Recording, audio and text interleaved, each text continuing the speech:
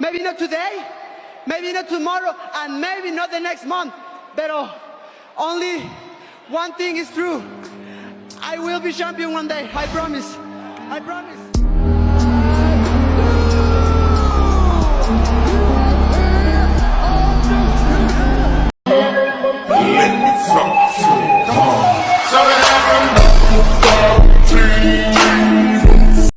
I want to introduce y'all to this very simple concept. If you want it, you gotta go get it. It's time to stay focused. It's time to decide clubs, partying, trying to fit in and socialize, rub elbows with everybody so people can stop calling you weird. Why are you so antisocial?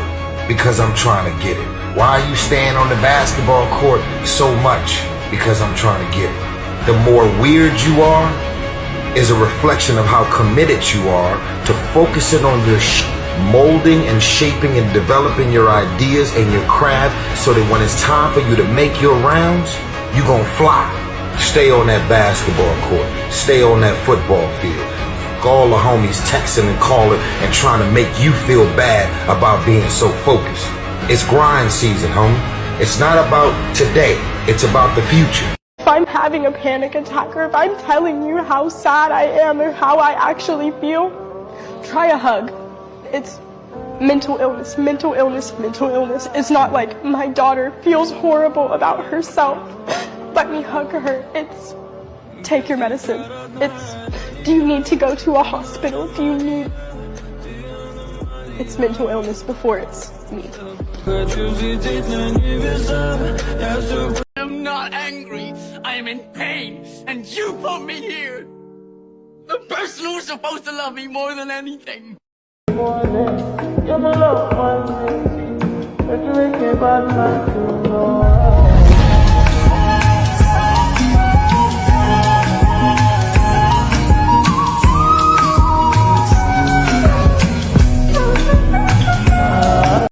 In what sense is our society male-dominated?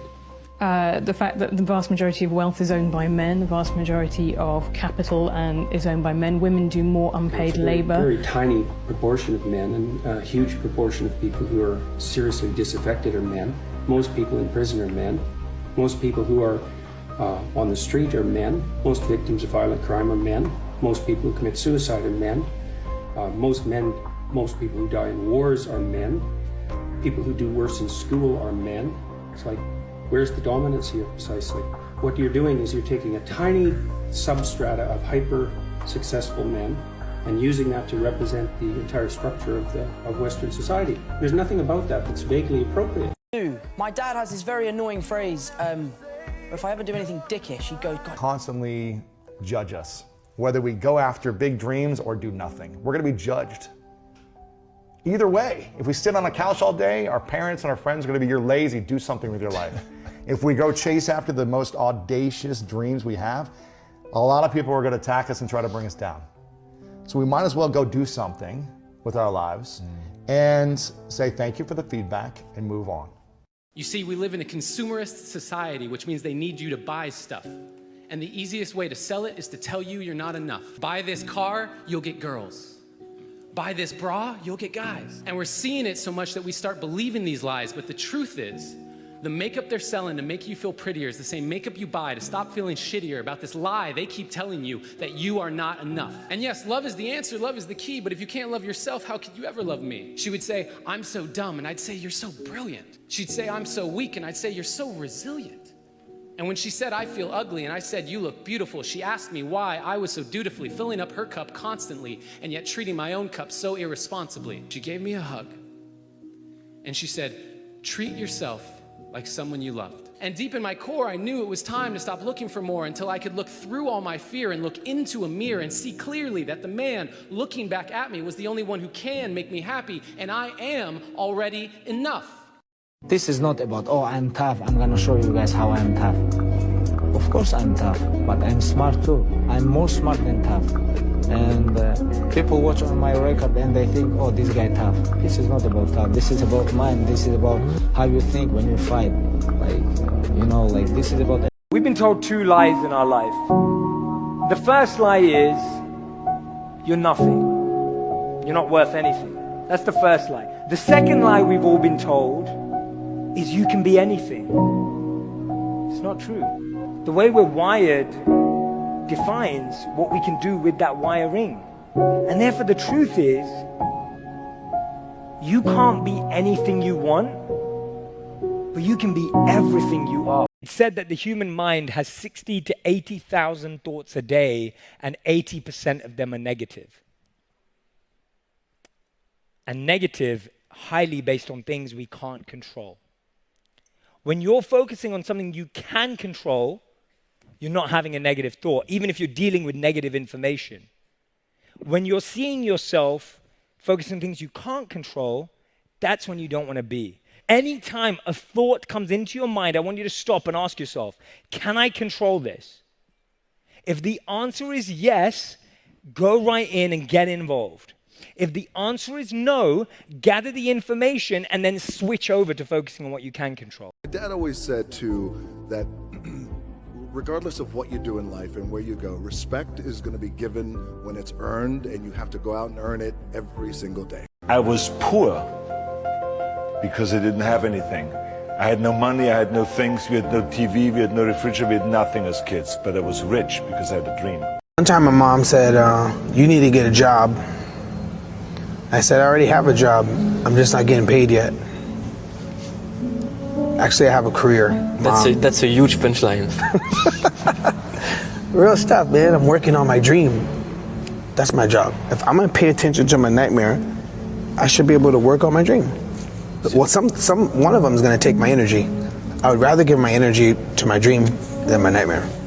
Someone asked me recently, they said, Jay, what do you think is the greatest skill you can have as a human? And the idea that came to my head was the greatest skill you can have as a human is being able to do something that's good for you even when you don't feel like it.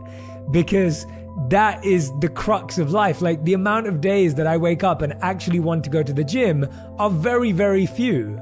But do I feel amazing after going to the gym? Yes.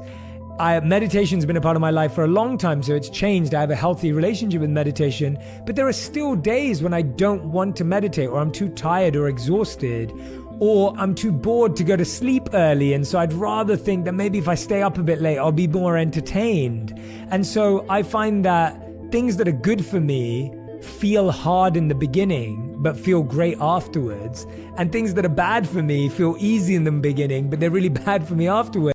When you experience conflict with someone, or you experience a disagreement or a disconnect with someone, our society version is blame them, it's their fault, they upset you, they're wrong. And our friends will agree with that. When you go and tell your friend that so-and-so did something, they'll say, oh yeah, well, you know, he or she's a XYZ. And actually in that moment, I think the best thing we can do is, what's my accountability in this?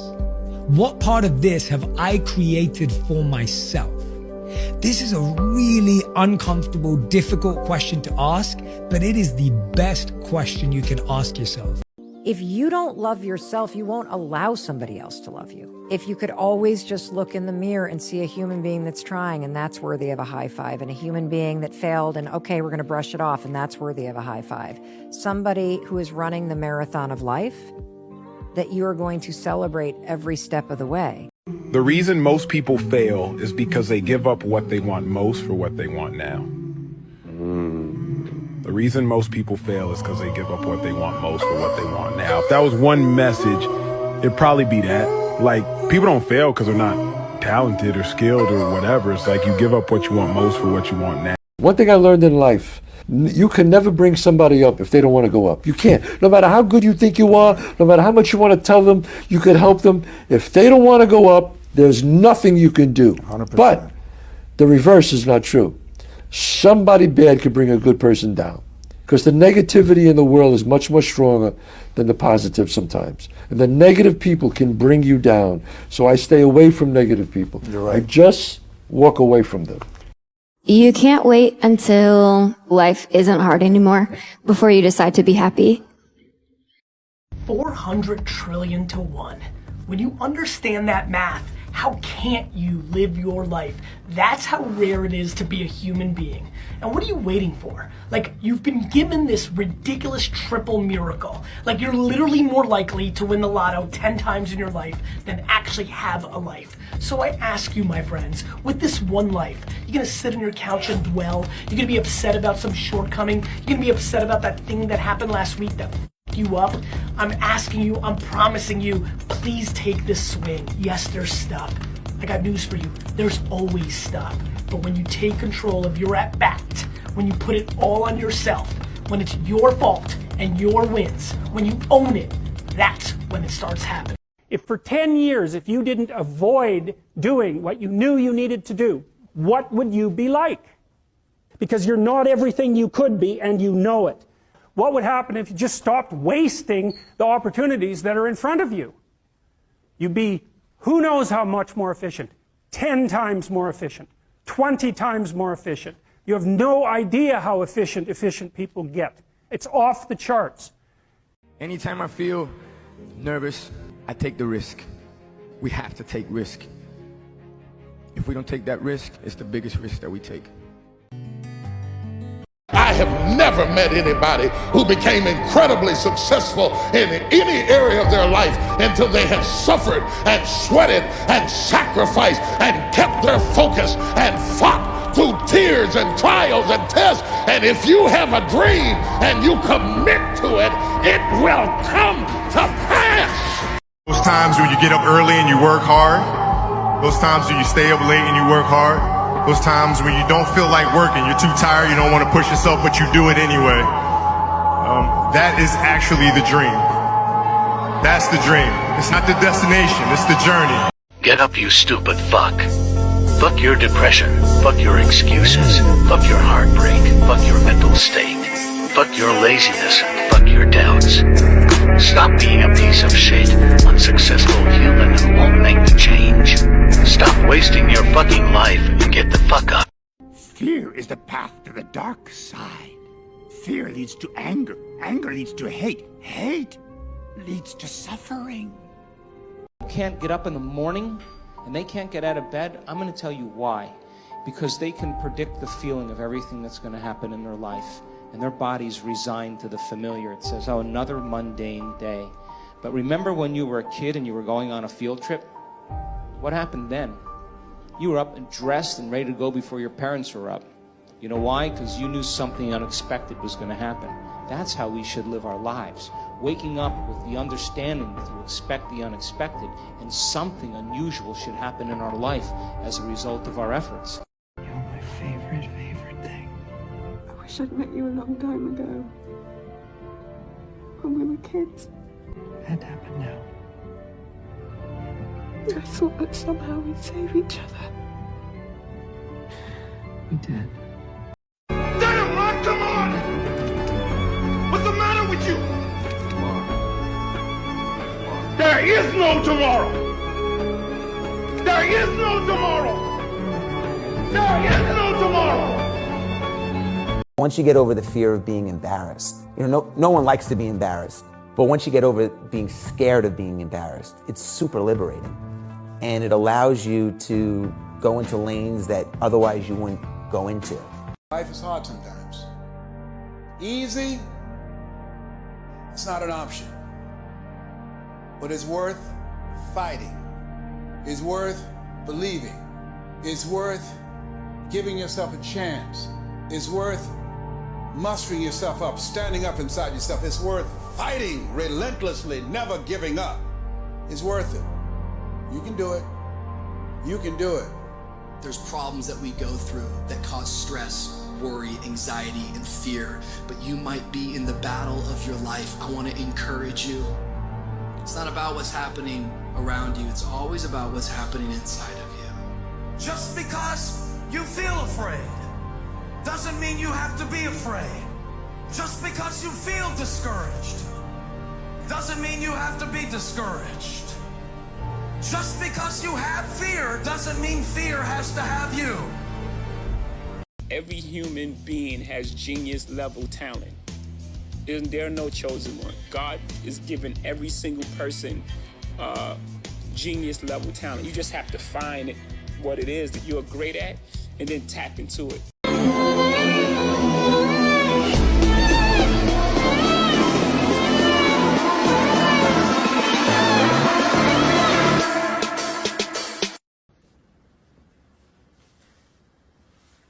Sell me this pen.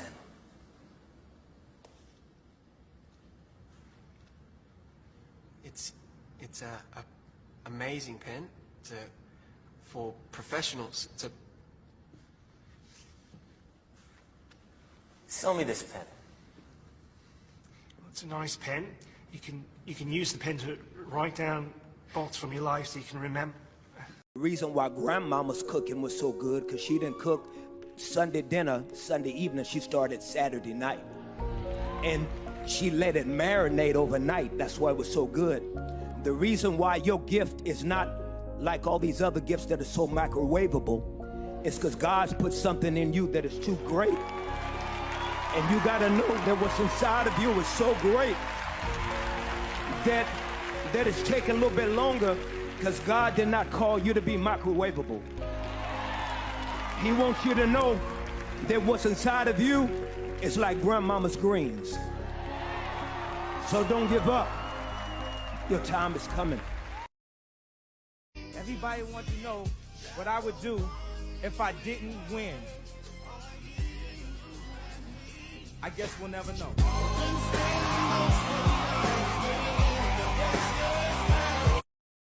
Nobody is perfect. People are going to tell you you're perfect just the way you are. You're not. You are imperfect. You always will be. But there is a powerful force that designed you that way. And if you're willing to accept that, you will have grace. And grace is a gift. And like the freedom that we enjoy in this country, that grace was paid for with somebody else's blood. Do not forget it. It's okay to not be okay. It's just not okay to stay that way. The one thing I know about emotions is that they change.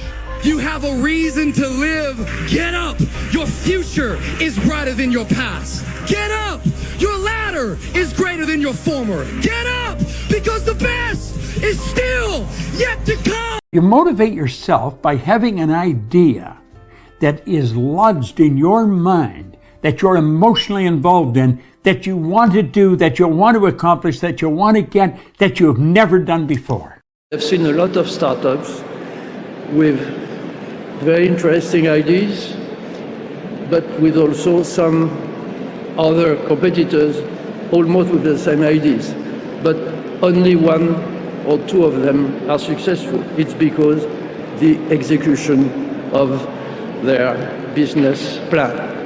Do you feel like you judge yourself? I don't, and it's what I want for everybody else. I talk to everybody the way I talk to myself, which is why I talk so nicely to everybody. I hold myself accountable. Doesn't mean you go and be reckless. I'm not delusional when I fuck up and I suck. It's just that I just don't overjudge it. Everyone's tearing themselves down. What the fuck are you doing that for? Everybody else is doing it for you. It's nice to have standards. I'm not saying that, but like this notion of beating yourself up when you fall short on something that is a standard or an ambition is incredibly unhealthy. You're just a human being. You're doing the best you can.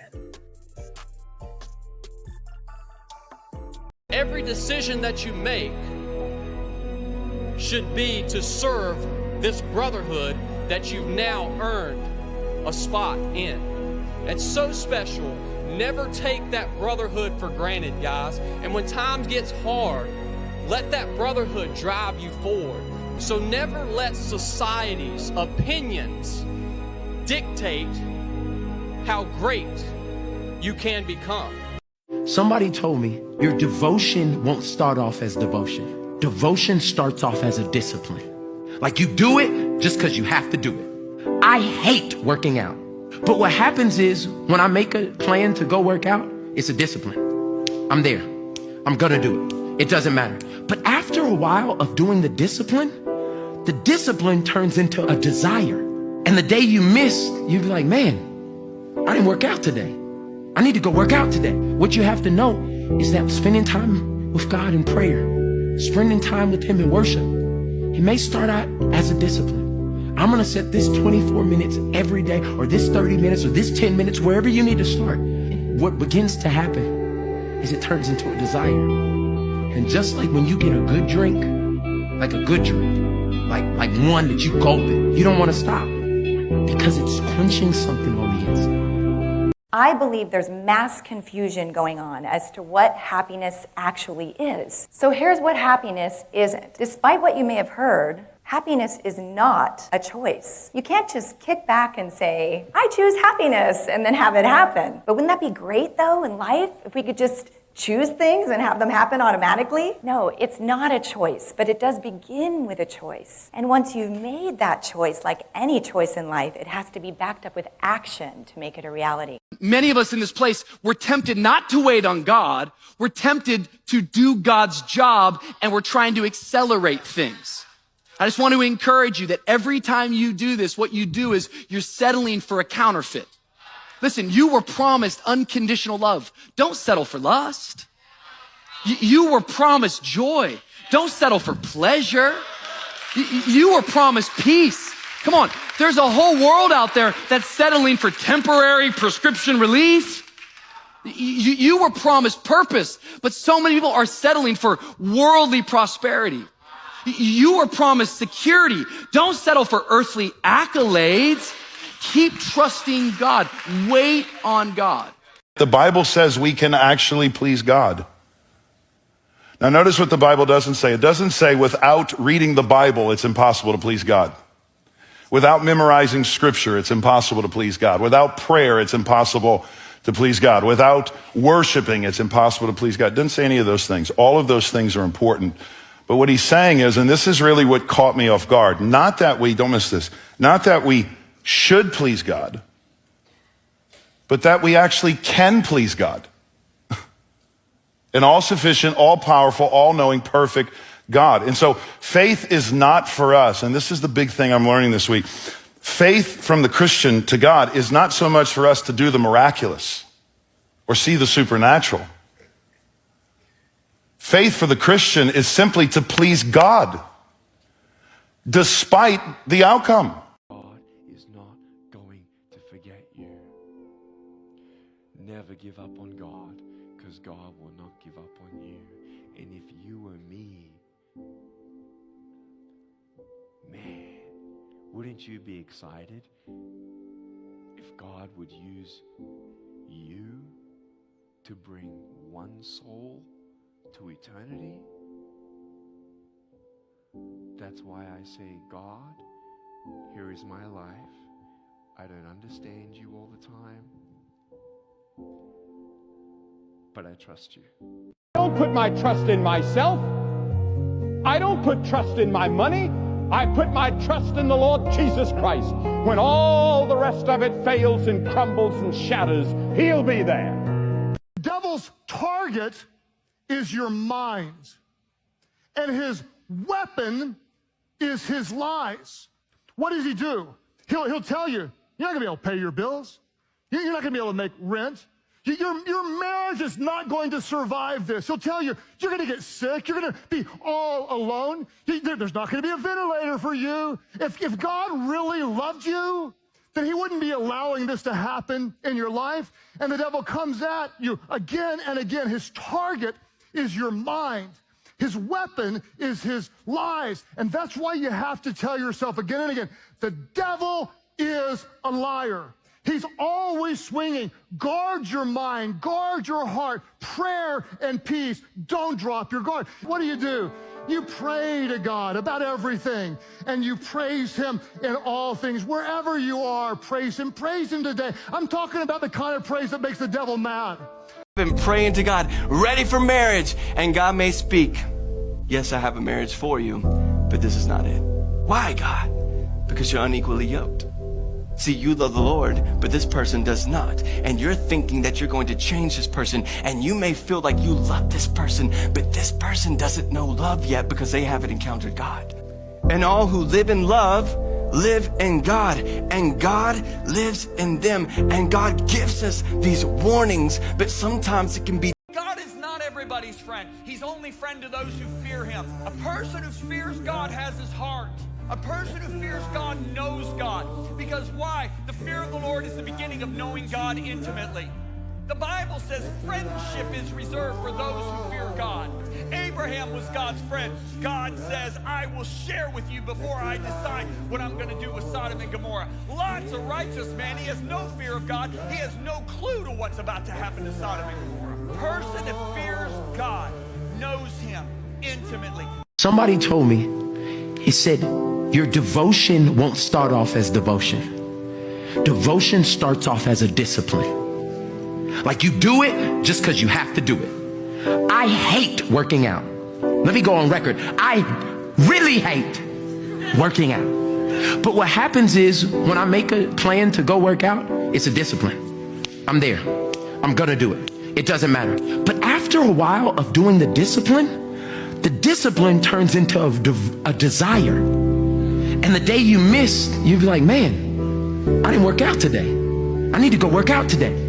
And what you have to know is that spending time with God in prayer, spending time with Him in worship, it may start out as a discipline. I'm gonna set this 24 minutes every day, or this 30 minutes, or this 10 minutes, wherever you need to start. But what begins to happen is it turns into a desire. The comfort zone is dangerous. When you're comfortable, you are at most danger. You should never feel comfortable. You should be happy and dissatisfied. Anybody ever tell you, hey, look, you know what? Just be satisfied with what you got. Don't believe them. Get them away from you. Yeah, that's good. You should never be satisfied with what you got. Because the attempt to get more makes you into something better all the time. Whenever you give out any energy, love, hate, anger, kindness, you will always get it back, one way or another. Love is like a circle. Whatever love you give out, it always comes back to you. The reason why people are depressed and down is because they're not doing what they love. They're doing what they have to. That's what the workforce and the work world do. It steals dreams. People have to compromise their dreams just to survive. The man who loves walking will walk further than the man who loves the destination. When you love the journey, the goals just happen. You hit milestones as a side effect. When you fall in love with the journey, everything else takes care of itself. We had some laughs. It was fun. You know, all good things must come to an end eventually. You're not helping people so that they can thank you. You're not helping people so that they can be grateful to you.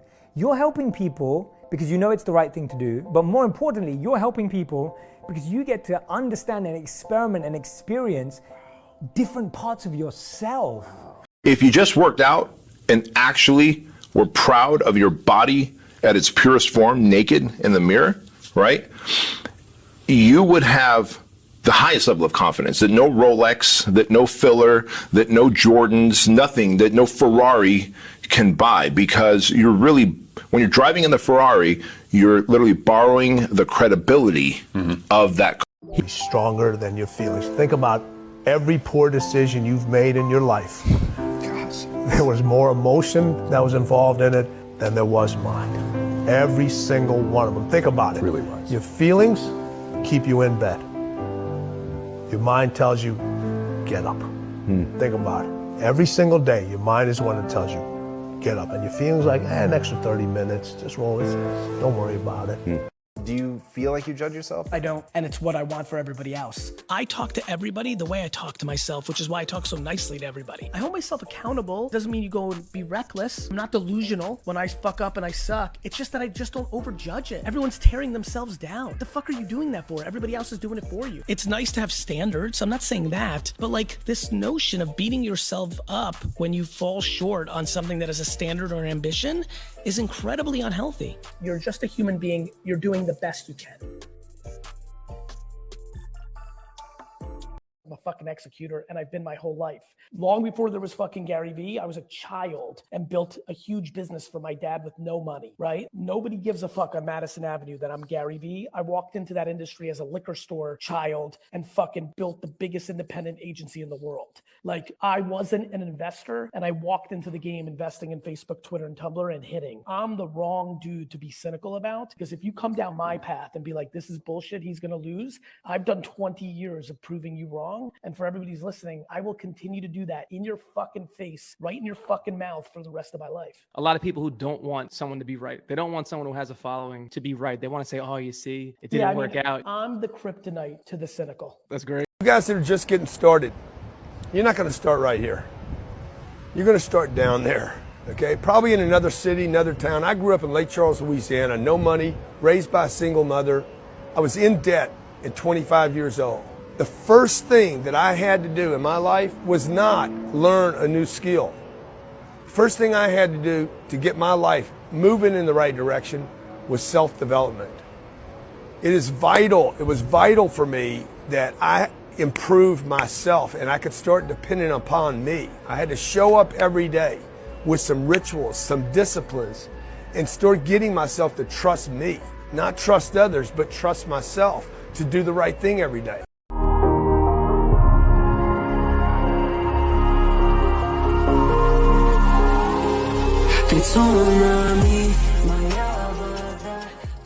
A good human being, a fulfilled human being, doesn't need to break anyone down. All they do is want to build you up. So anybody you meet that calls you out of your name, that bullies you, that messes you up, that makes you feel not lifted, they are dealing with something deep-rooted. Empty your mind. Be formless, shapeless, like water. Now you put water into a cup, it becomes the cup. You put water into a bottle, it becomes the bottle. You put it in a teapot, it becomes the teapot. Now water can flow or it can crash. Be water, my friend. Oh, relationships are tough. No, they're not. They're only tough when one person's working on it. Two people can move a couch real easy. One person can't move it at all. If you're in a relationship, let me try to help you right now. Rule 1, stop competing. Her success is your success, and your success is her success. Stop competing. Number 2, okay? There is no equality in a relationship. It's like, we equals. No, you're not. You're both there to serve. You are in the service industry, okay? When you're in a relationship, you're in a band. And when you're in a band, you have roles that you play in the band. It's, well, it's like a best friend, but more. It's the one person in the world who knows you better than anyone else. It's someone who makes you a better person. I interviewed him years ago, and I said, what makes you the best in the world? Is it skill? Is it talent? Is it ability? Is it background? Is it training? And he was so awesome. He said, Tony, I can tell you the truth and it won't sound like hyperbole or false modesty. He said, I didn't even make the high school basketball team my sophomore year. I was cut. He said, what it is every day I demand more from myself than anybody else could possibly expect. I don't compete with other people. I compete with what I'm capable of. And it's just like, that kind of standard is inspiring. The greatest people on the planet have suffered the most. Suffering is not bad. I'm suggesting suffering is awesome. The ego runs from suffering because it's the death of the ego. But I believe pain, difficult times, failure, loss is purification and preparation for personal heroism.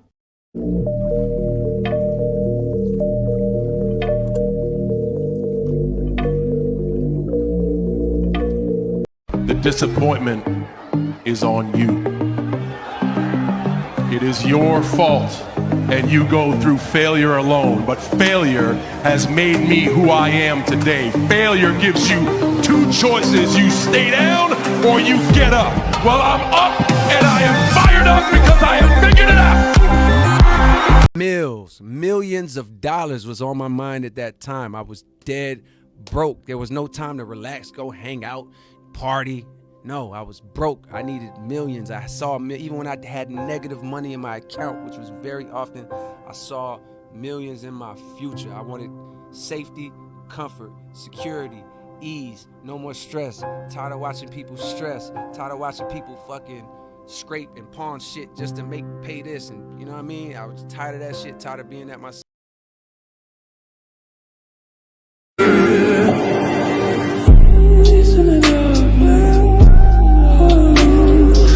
I know you're somewhere out there, somewhere far away. I want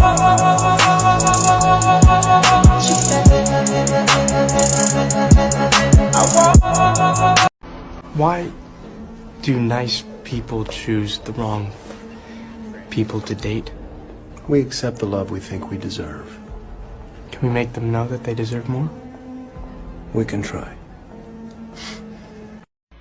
I always felt like I could do anything. That's the main thing people are controlled by. Thoughts, their perception of themselves. They're slowed down by their perception of themselves. If you're taught you can't do anything, you won't do anything. I was taught I could do everything. Go listen to all my music. It's the codes of self-esteem. It's the codes of who you are. If you're a Kanye West fan, you're not a fan of me, you're a fan of yourself. If you lack optimism, it's game over. If you can't look for the bright side or look at the half glass full or be optimistic instead of pessimistic, if you can't do that, you just absolutely have no chance of winning, because life's hard enough, the game's hard enough, the market's hard enough against you, that if you're against yourself, that's too stacked. The deck becomes too stacked. And people ask me all the time, I lack discipline, how can I get discipline in my life? One of the first steps you can take to impose discipline in your life is to wake up early in the morning. Because let's face it, when the alarm goes off, you got your head on that soft pillow, it's all nice and cozy and warm in there, you do not feel like getting up. That snooze alarm is... That's insane. I call that snooze alarm the dream killer. Like when you press that snooze button, you're killing your dreams.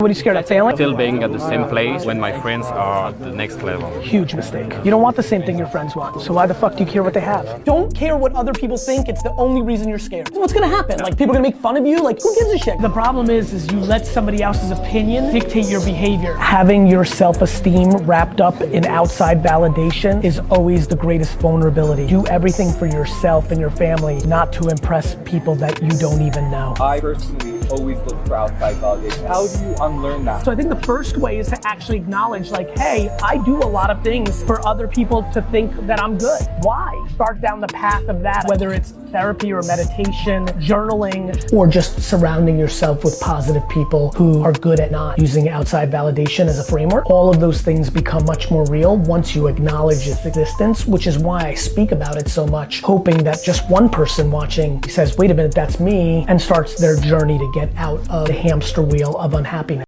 This is the truth. If you can see it here, you can hold it here.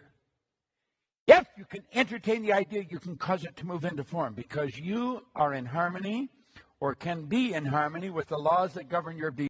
If another fucking 24-year-old rolls up on me and says, I'm gonna be a millionaire before I'm 30, I'm gonna punch him in the throat. Everybody wants it so fast.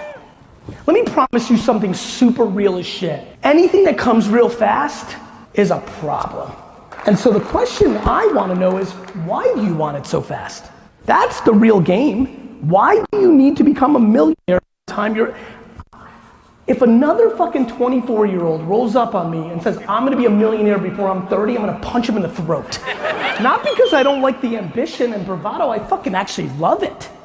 I live it. I love it. I don't want them to put a cap on themselves or a time frame, because that leads to anxiety. Because when you come to me at 24 and say, I'm gonna be a millionaire at 30, when you're nowhere further along at 26, you start to get anxious. I'm starting to learn that being broken and alone is sometimes the best place to be. Because what happens is you start to realize that you really aren't alone. You're just not dependent on the person you were supposed to be dependent on this whole. I do stuff that really scares me. Good things happen. You know, I always feel like good stuff happens like really fast or really terrified. Always, you know, it's yeah. But I think that's for most of us. I think most of us, if you push yourself past a comfort level and a comfort zone, you find out things about yourself that you wouldn't have found out. 100%. Yeah. The Chinese bamboo tree takes 5 years to grow. And when they go through a process of growing it, they have to water and fertilize the ground where it is every day. And it doesn't break through the ground until the 5th year. Okay? But once it breaks through the ground, within 5 weeks, it grows 90 feet tall. Now the question is, does it grow 90 feet tall in 5 weeks or 5 years? The answer is obvious. It grows 90 feet tall in 5 years. Because at any time had that person stopped watering and nurturing and fertilizing that dream, that bamboo tree would have died in the ground. I had to stop giving a fuck about people. That was the biggest thing. I had to stop caring what people thought about me. I realized that everybody's fucked up. That's the one thing I realized. I walked around and I put these people on a fucking pedestal. Everybody was better than me. So I can't tell you anything about me because you're going to judge me and I'm going to feel even worse than what I am. What I realized, once I calmed my mind down and sat back and looked at how jacked up this world is, once you realize that you are not alone, everybody that's talking to you about how jacked up you are, only thing they've done better than you is they've hidden their fucked up world better than you have. That's all they've done. But the real answer to your question is that when it feels scary to jump, Ian, that is exactly when you jump. Otherwise, you end up staying in the same place your whole life. And that I can't do.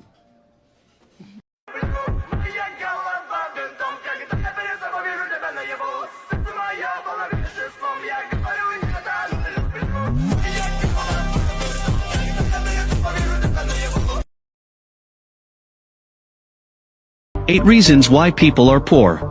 First, procrastination, leaving things to the last minute. Second, indecision, delays in making decisions. Third, fear of rejection, fragile self-esteem. 4. 3-minute enthusiasm. 80% of the world's failures stem from half measures. 5. Cowardice, doing things timidly.